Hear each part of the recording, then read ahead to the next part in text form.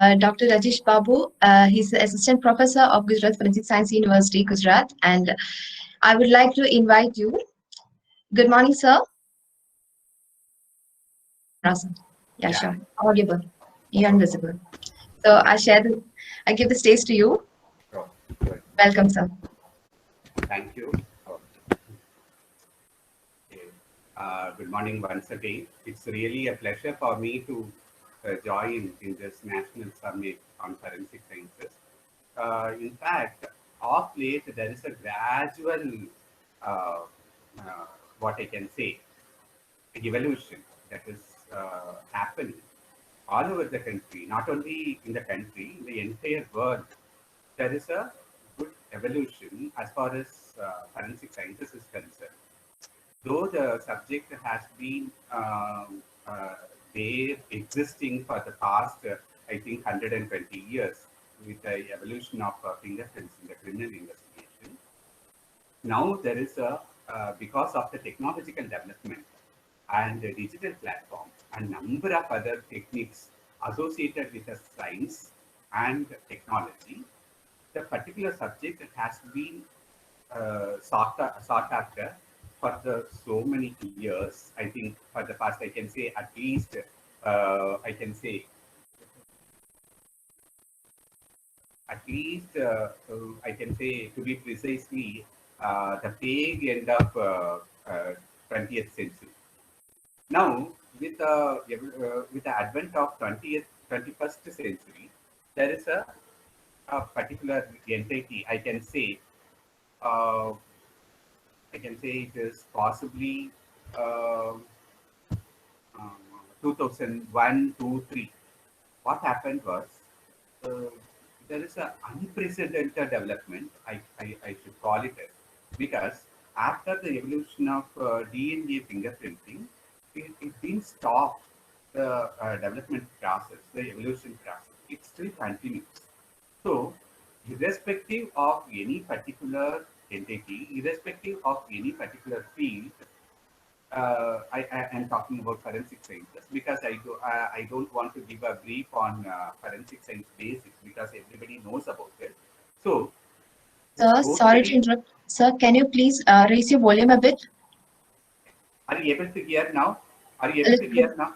Yeah, Okay. it's audible, but if you can Increase. keep the No speaker volume. microphone. No volume is fine now. Yes, Volume yes, is sir. Yes, you okay. can proceed, sir. Okay. Okay. Good. Good. Good. Okay.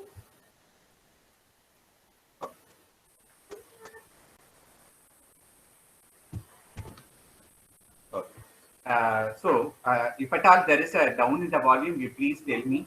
Then I will increase my volume. As of now, I think it is fine now, right? Okay. Yes, sir. Uh, Yes, sir. okay.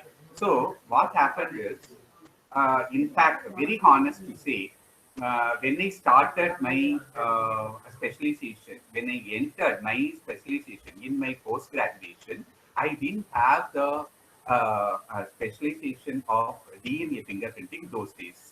Of late, you won't believe, within the span of about 15, 20 years, that is, I'm talking about, I'm privileged to be a part of Rajiv Gandhi's assassination investigation. So those days, we were left with no option except for serology.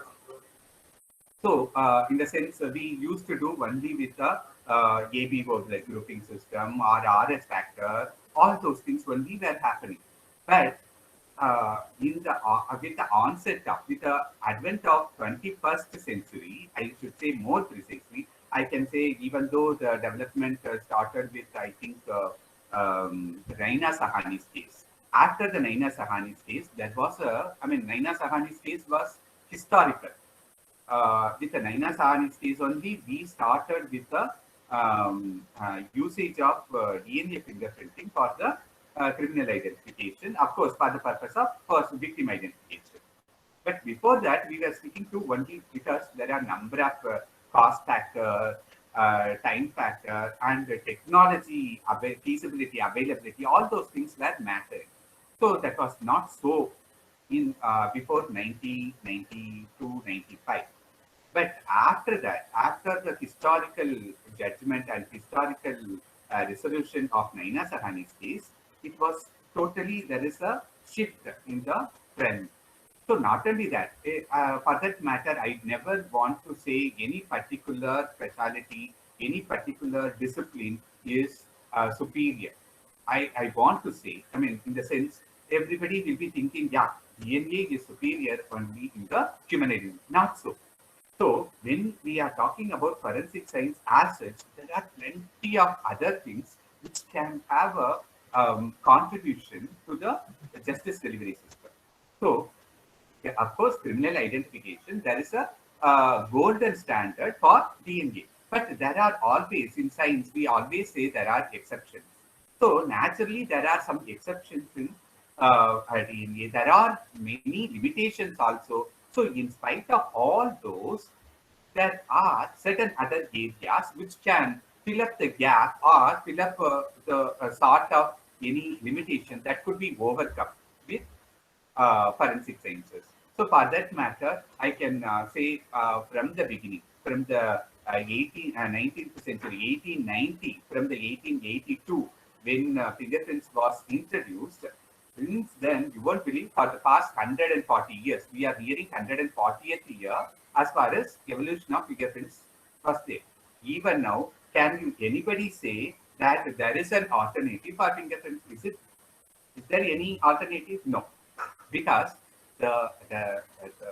such a resilient, robust, and unique feature that is available before birth, after death. So there is no second thought about it. You cannot have any sort of replacement or any alternative when it comes to we have an umbrella term of biometrics. So naturally, when it comes to fingerprints, it is even now it is being given. I mean, for that matter, even we are believing with this Aadhaar cards. So in Aadhaar cards, we are still having the fingerprints only, right? So that much of a resilience, that much of a robustness, that much of a reliability is available with fingerprints. So there is no such thing to call an alternative for this biometrics. No, not at all. So naturally, having said that, not only this, I am not talking only about that, the development part. So when the particular, I mean, without any finger or a hand, you are not going to do anything. So physical activity is always associated with the involvement of a palm or the finger. So naturally, thousands of things you can call it as, thousands of things you may mention, like there is a gloves you people can use, number of other things. But still, having said that, you are always, even for that also we have the, as I always used to tell my students, as there is an evolution in the modus operandi, method of operation of a criminal act. In a particular criminal act is being committed in a particular way, there is a gradual evolution. Criminals are getting more and more,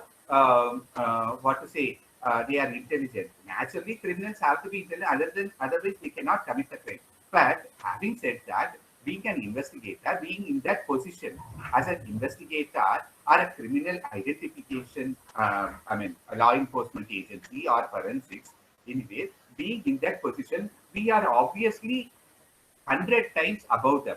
So I never used to give any credit to the particular criminal to be called as a intelligent. Of course, he is having intelligence. Obviously, there is no doubt about it. To give a classical example, I always quote about Osama bin Laden.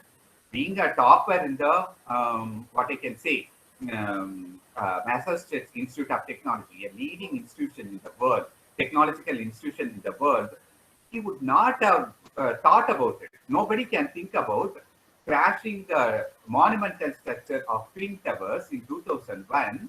Nobody else could, because he was a topper, he was a alumnus of Massachusetts Institute, then only he could think about it.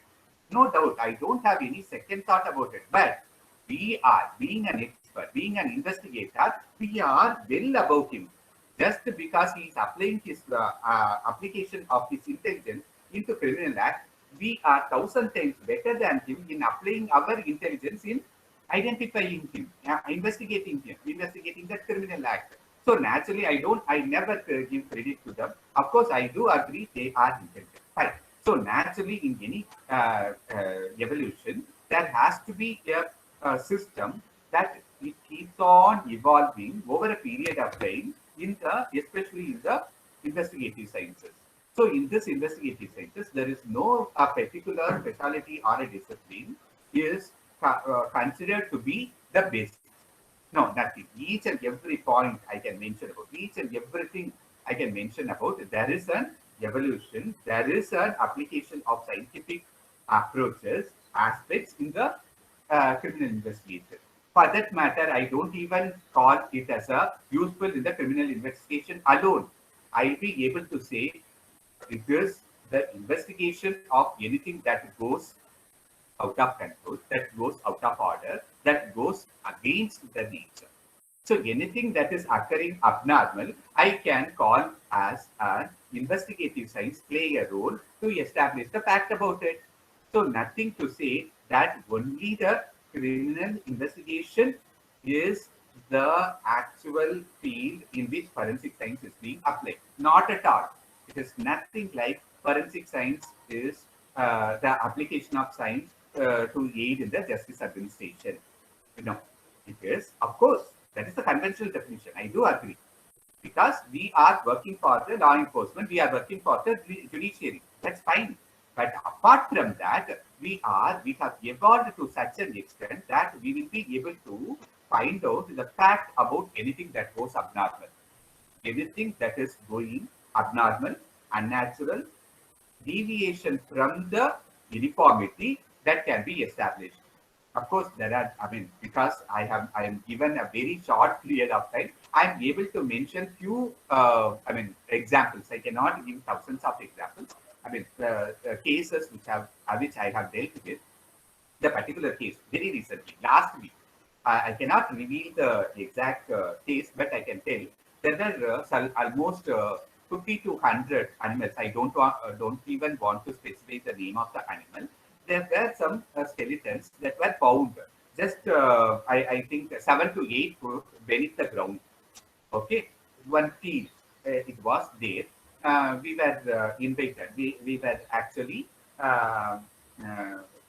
invited for the specific investigation. So it is related to, as I have already told you, it is an animal. So I don't want to reveal further which animal, you know very well. The specific animal which is being, it is a domestic. The particular animal which killing of those particular animal is against the law. This is illegal. So that animal was suspected to be the present, in the sense skeleton. So how to establish the fact? Because you probably, because in each and every legal aspect, there is a provision. Legal provisions are there. So what are the legal provisions? In this particular legal provision, this particular crime, this particular animal killing is against the law. This invites a punishment of such and such. This is what is being observed for. So in that case, we will be able to mention about the exact nature of the particular animal having identified to be the specific animal. Then only we will be able to establish that the particular individual. Then later on identifying the criminal.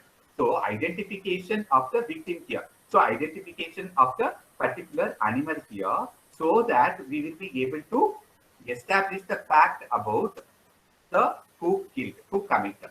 So first of all, identification of the victim, which is supposed to be the particular animal here. That animal is under question whether the particular animal killing is illegal. So we have to find out the specific identity of the animal. So that invites what? That requires a veterinary forensics. So of late, we have introduced a particular concept of veterinary forensics. So this is one part. So evolution has been occurring over a period. This is the latest introduction, I can say. Apart from that, we have already involved in food forensics, wherein we have the privilege of identifying any sort of particular entity, which I can call it as the particular entity to be available as a identification of a specific aspect which is found to be illegal. So naturally, the particular chemical component is found to be illegal or found to be beyond the acceptable limits. That means to say the particular chemical which is supposed to be present is present, but it is beyond the acceptable limits. So what is that? The acceptable limit is well said. It is predetermined. So the particular manufacturer is supposed to stick to the guideline. This much is the available or permitted levels. For this, I think I don't know. I mean, many of you may be belonging to the Sentinels. Sentinels, I can say to be, I mean, born after 2000. But those people, I mean, in 2003, more precisely, there was a nationwide, what to say, a sort of a protest that there was a particular entity, what I can say, it was available that the particular individual, the particular manufacturer is having the is using the particular chemical beyond the permissible limits, right? So in that case, we should be able to establish more precisely that the particular industry or a manufacturer has to use this particular chemical within the permitted level. That has been, I can say, that has been beyond the that limits. Just a minute. Beyond the permissible limit, so it has to be given more and more precisely. So the precision, what I am saying, the precision is not in terms of milli levels. I mean, off late it is nano levels or the pico levels.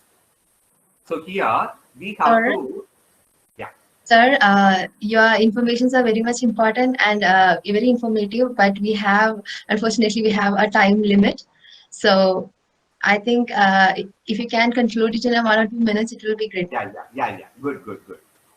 Okay, right. So in that case, we have to know that the particular entity, the particular detection has to go, I mean, has to be identified in the precise level of milli, micro, nano, and off late pico levels also. So that needs a certain quantification. That quantification mechanism is still present, is available, but the quantification precision also needs some restrictive or non-restrictive procedures. Most of the procedures are supposed to be called as an exhaustive procedures, either in terms of type or in terms of quantity. So naturally, the quantity should not be compromised. So we are going to the level of the nano detection by using certain techniques which are going to be non-destructive. So non-destructive techniques are to be made, I mean, are to be ensured that the particular detection is available. Why so? Because there has to be a repeatability, reproducibility, and authenticity. So reproducibility has to be there in forensics, because unless otherwise we are getting the results consistently in the same quantity, then we will not be in a position to give the opinion. So it needs to be understood. Once the particular substance is utilized, that's all it is utilized. So, but we have to give reproducibility. That is the reason why I'm mentioning that the particular mechanism has to be understood, that the particular quantity of the material, the substance, the evidence should be useful for continuously, at least for a period of, at least 2 to 3 minutes. 3 times. So naturally, in such a scenario, we have to use the specific techniques which are supposed to be called as non-destructive. So repeatability will be possible. This is one thing I want to emphasize on.